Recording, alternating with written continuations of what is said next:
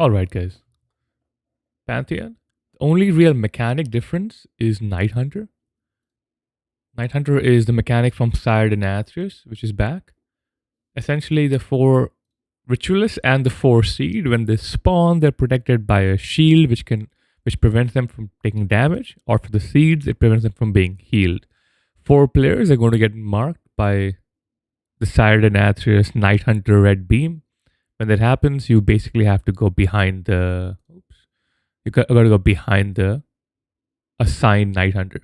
Yeah, V card that'll handle it. So just go to where diamond is, if you're diamond marked, and stand so the red beam crosses the Night Hunter.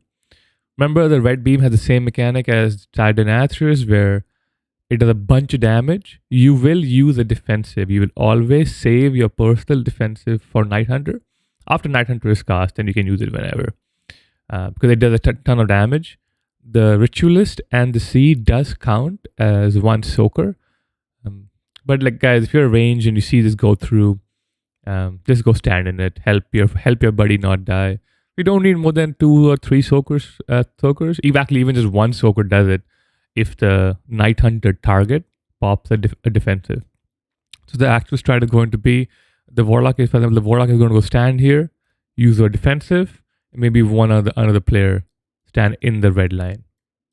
We'll have 2 Warlock gates set up, one going across the room from each Night Hunter spawn location. So if you're over here and you get sent to diamond, it's not a lot of time, guys. So take a breath, take the port, go stand behind diamond.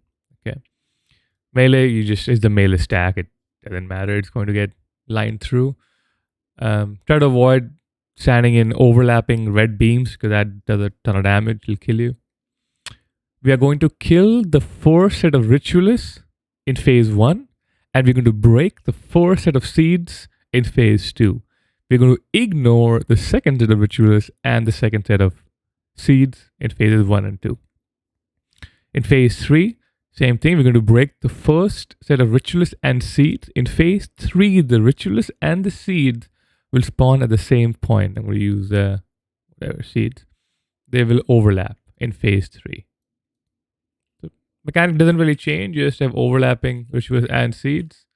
You don't really even need a friend to soak as long as you are positioned correctly. When you go to position, make sure you're not positioned here.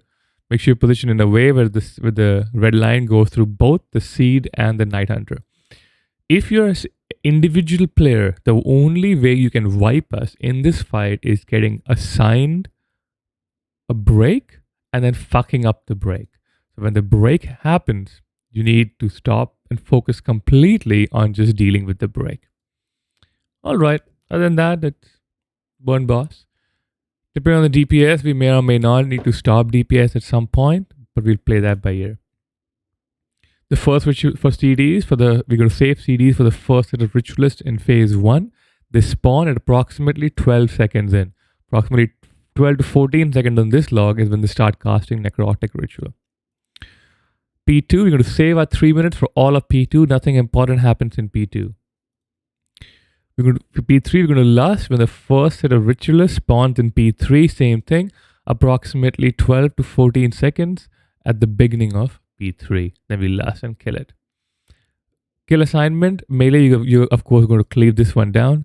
Range, you're going to start from star. Then you're going to go to the diamond ritualist. Melee with movement, you're going to start from green and you're going to go to circle. If you're a dot class, you dot them all up, except for the green one. You dot them all up.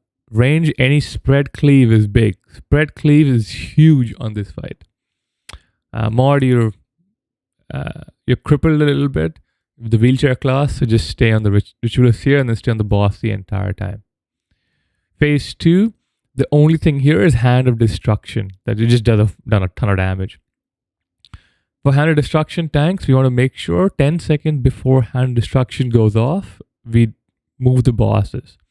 You don't want to tank them next to the bullshit stampede line, because then when people get pulled, they're inevitably going to run straight into the stampede line to spread. So we're going to make sure we move to a place where there is more room. It might not always be like this, of course, as I'm sure you know, Athea. Might be like this. In this case, you kind of have to move in between. If you're a range player, you're going to move close to the bosses before Hand of Destruction gets cast. Okay, but you don't want to be out here. You're going to experiment. You're going to have Lando kind of on the first pull, stay out here, and trying to get pulled through the stampede.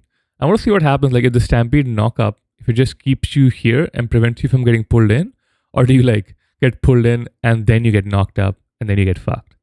So we're going to experiment on the first pull. Just get pulled from here. Try to get pulled through a stampede and see what happens. When you spread on Mythic, guys, if you take a dot, if you get hit by the red dodge shit, 9 times out of 10, you're going to die. 9 times out of 10, it's going to cause a wipe. Okay. Immunity classes, the 3 mages and the 3 hunters we have, pop your turtle, pop your block, just ignore it.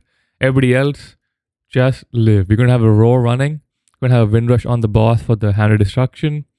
Just do your best to live and not take damage. Okay, we have enough DPS to kill the boss. We just need to dodge the Hand of Destruction cast. Dodge the Hand of Destruction red puddles on the ground.